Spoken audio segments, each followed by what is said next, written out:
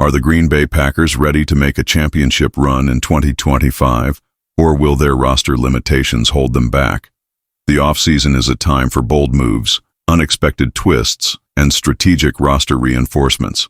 With the Philadelphia Eagles hoisting the Lombardi Trophy, every team in the league is looking for that missing piece to elevate their chances of glory. And the Green Bay Packers? They are no exception.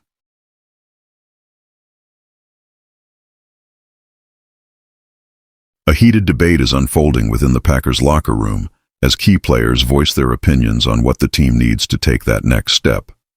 One of the most talked about positions, wide receiver. With key injuries and questions surrounding their receiving cores, tensions are mounting. Should the Packers bring back a familiar face to stabilize their offense? A star cornerback seems to think so, and his recruitment efforts are making waves. Let's dive into this developing story and examine the impact of these roster moves on the Packers' Super Bowl aspirations. Veteran wide receiver sparks debate in Green Bay. As one of the 31 teams aiming for significant roster improvements this offseason, the Green Bay Packers find themselves at a critical juncture. With the Philadelphia Eagles emerging as Super Bowl champions, the Packers must bolster their squad to contend in the upcoming season. One of the primary areas requiring attention is the wide receiver position. Running back Josh Jacobs recently emphasized the necessity of acquiring a true number one receiver. However, his remarks were met with resistance within the locker room, with wide receiver Dontavian Wicks expressing his dissatisfaction publicly through social media.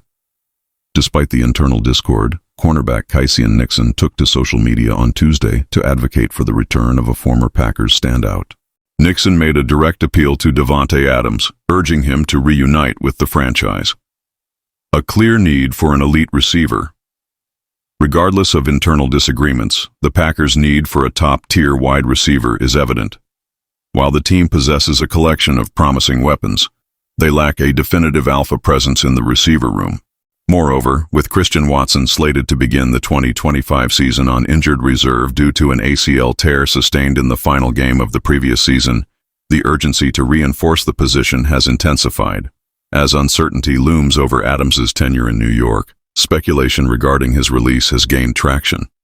Given his deep ties to Green Bay, Nixon is actively campaigning for his return. During his distinguished 8-year tenure with the Packers, Adams amassed impressive statistics, ranking second in franchise history for receptions and touchdowns, while securing a fourth-place standing in receiving yards. Since departing, he has maintained his dominance, achieving 3 consecutive 1,000-yard seasons.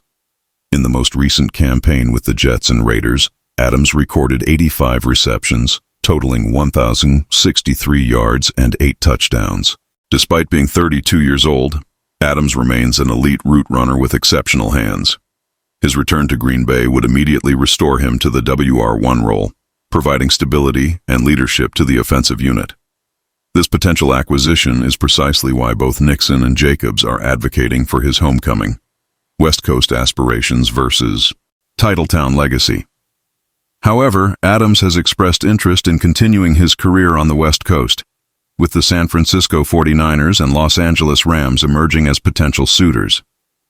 Such a move would be a significant disappointment for the Packers, who would prefer to see their former star donning the green and gold once again.